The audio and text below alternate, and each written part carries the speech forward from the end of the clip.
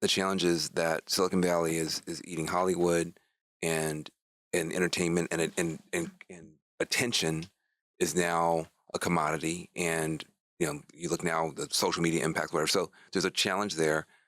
It's eating Wall Street when you think about decentralized finance, crypto, et cetera. And now it's eating Washington, D.C. And you can't have this conversation without appreciating what Elon Musk has done. Which, when I worked in the White House, I had to go through a whole bunch of clearances. The FBI had to, like, Elon Musk just. You didn't take a chainsaw to it? No, hey, listen, no. But when you think about what's going on, Curtis Yarvin, who is the philosopher of the Dark Enlightenment, he is a very scary guy in terms of what he is proposing, that democracy has failed. Curtis Yarvin has the ear of Elon. He has the ear of Peter Thiel. He has the ear of a lot of powerful people in Silicon Valley. And his view is what he calls the Dark Enlightenment, that the liberal democracy has failed. We now need a CEO monarch, basically a dictator for the United States.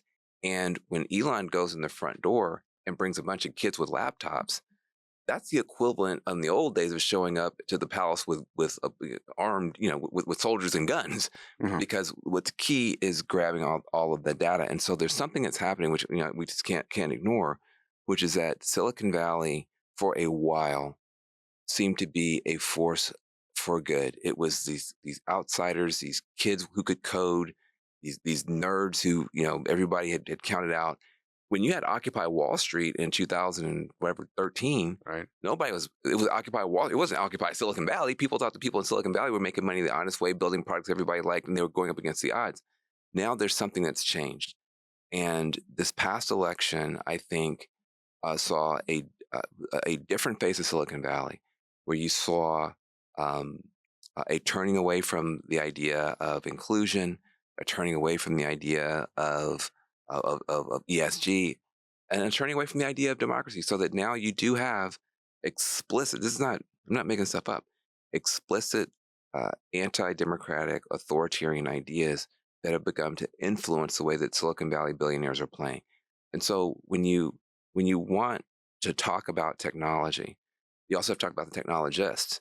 And the technologists have jumped the fence, from my point of view, from in large numbers, from people who I believed in, trusted, was excited by. No bigger fan than me of any of these technology guys. I saw it as like the revenge of the nerds. As a nerd, I was like, this is great that these like the jocks are finally getting surpassed by like the nerds. I loved it, and now I love it a lot less. And so I think that, again, we need technologists who have a different heart.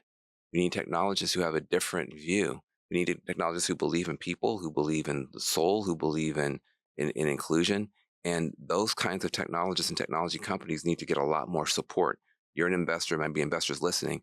I think that the question is technology going to be used to lift people up or to put people down? Is it going to be used to bring people together? And listen, I respect the fact that this is your world, right? You're a political commentator, and I typically stay out of politics. I don't blame you. But I do believe, my mission, I talk about having a massive transformative purpose, and I think everybody should have a massive transformative purpose that wakes them up in the morning, keeps you going through the day, right? And mine is to inspire and guide entrepreneurs to create a hopeful, compelling, and abundant future for humanity. I see entrepreneurs as the means of change, who find problems and solve problems over and over and over again.